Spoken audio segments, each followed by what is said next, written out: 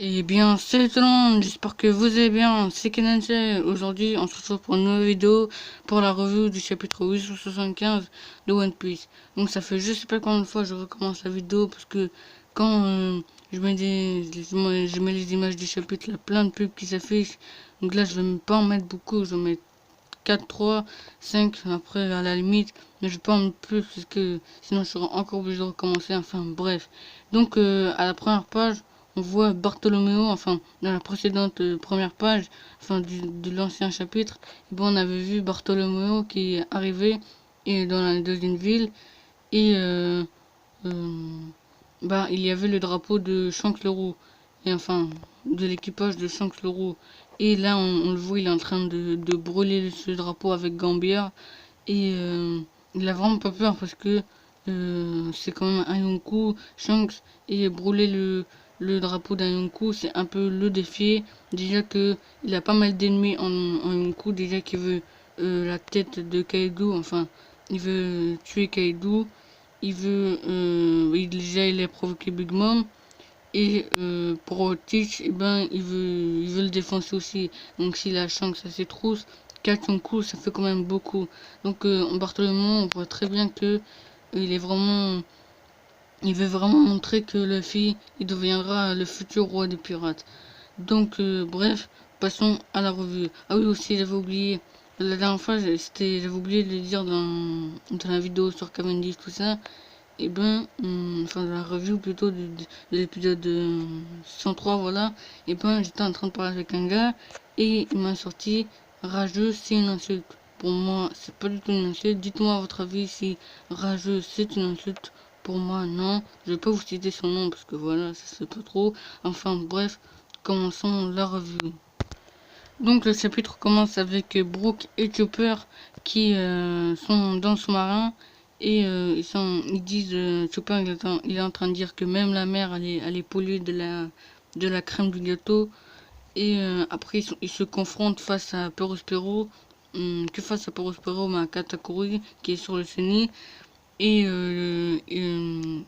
Chopper utilise sa Rumble Ball et il est en mode Kung Fu.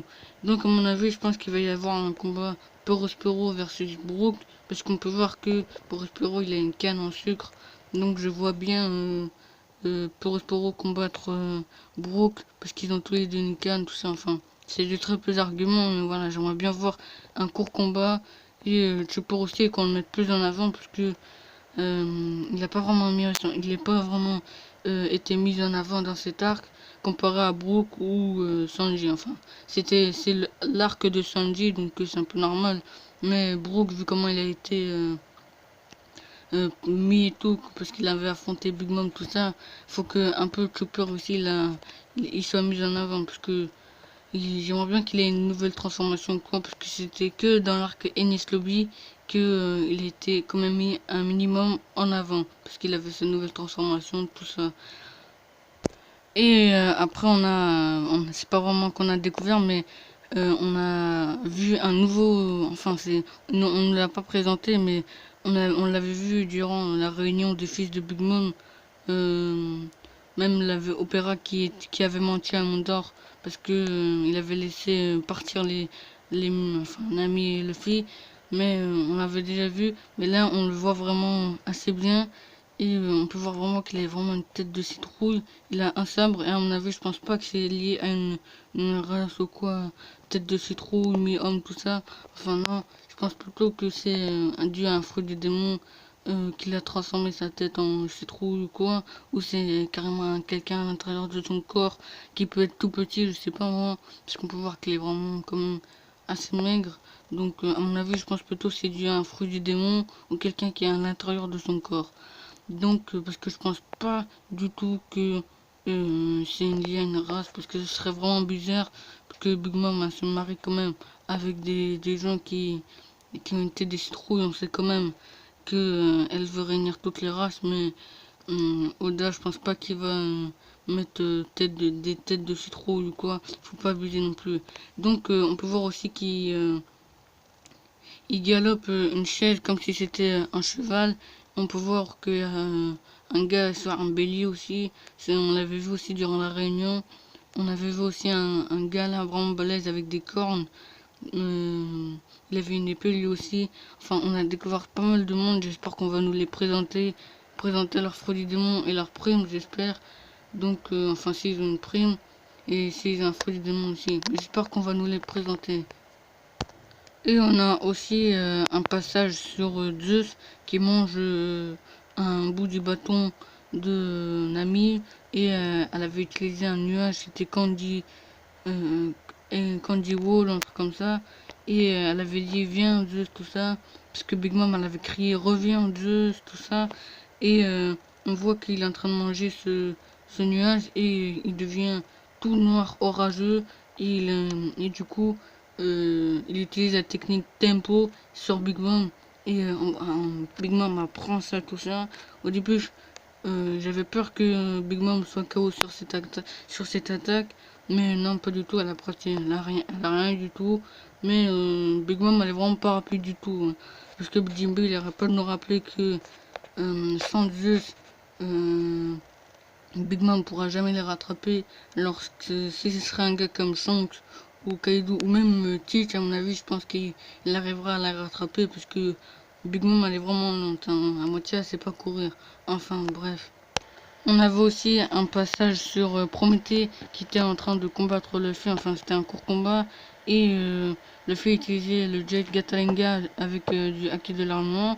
En fait ça faisait rien sur Prométhée puisque c'est juste une flamme avec une âme, donc c'est vraiment une flamme pure, c'est pas dû à un fruit des démons quoi, c'est vraiment une vraie flamme avec une âme qui est vivante, donc le seul moyen de le vaincre c'est d'utiliser de l'eau, enfin un liquide.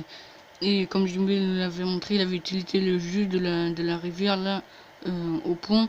Il avait utilisé la technique Spear Wave Murazame et ça l'avait complètement éteint. Enfin, pas complètement, mais ça avait quand même fait des dégâts parce qu'on voit il a les yeux blancs, tout ça. Donc voilà, cette review sera vraiment très courte. Je sais pas quand je vais la terminer parce que le chapitre aussi était vraiment très court. Dites-moi si vous avez aimé ce chapitre. Moi j'attendais plus encore. Qu'est-ce qu'ils font enfin qu'est-ce qu'ils font du fait de STC et Morgans. Je me demande qu'est-ce qu'il fait parce que là j'aimerais bien voir Duffel parce que moi pour moi Duffel c'est impossible qu'il est mort. Par exemple, je sais pas, j'aurais bien aimé voir un court moment ou carrément un chapitre sur Duffel concentré sur la pègre, sur les membres de la pègre. On pourrait avoir d'autres passages sur les Migawara, mais je sais pas moi par exemple du fait de qu'il se régénère parce que moi je pensais qu'il avait le Logia de l'obscurité, donc pourquoi pas que c'était juste une illusion d'obscurité, enfin un clone, et du coup après t'avais du fait et tout qui est en train d'attaquer Stussy. Bon après faut pas que je m'imagine des trucs non plus, mais j'aurais bien aimé voir un truc comme ça parce que on nous avait dit que Don Quijote de Flamingo était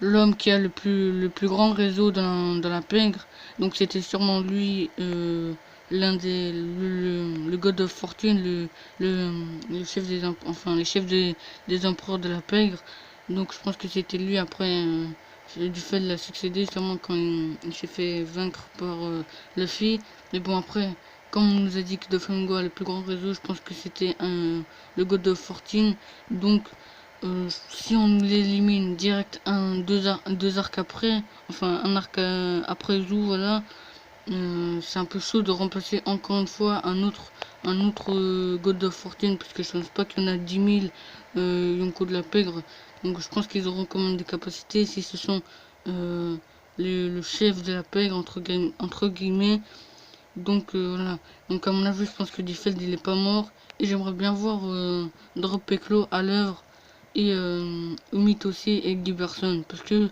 ces personnages sont vraiment très intrigants parce que on a l'impression qu'ils savent pas se battre, mais euh, moi je pense qu'ils ont des pouvoirs. Par exemple, quand j'avais dit que Giberson il pourra avoir le Logia du liquide, mais bon là je le pense plus, je pense que plutôt c'est Vasco Shot, mais bon après je ferai peut-être une vidéo sur ça, mais bref. Donc voilà, j'espère que cette vidéo vous aura plu. Dites-moi si ce chapitre vous a plu aussi. Et si ce chapitre était court pour vous, parce que moi il y a eu que 17 pages. Il n'y a que 16 pages avec la page 3. Enfin bref. Donc voilà. Donc j'espère que cette vidéo vous aura plu. Je sais qu'il n'y a pas beaucoup de vidéos en ce moment, mais je prépare les théories, je prépare un nouveau concept sur des personnages. Donc voilà, je prépare tout, vraiment tous les théories, tout ça, et le concept. Et enfin bref, on se retrouvera pour la revue sûrement de l'épisode 104 de Dragon Ball Super. Et je ferai peut-être une vidéo, dites-moi si vous voulez une vidéo sur la nouvelle transformation de Goku qu'on a vue. Dites-moi si vous la voulez ou pas, comme vous voulez. Donc voilà, j'espère que cette vidéo vous aura plu. On se dit à la prochaine. Allez, salut!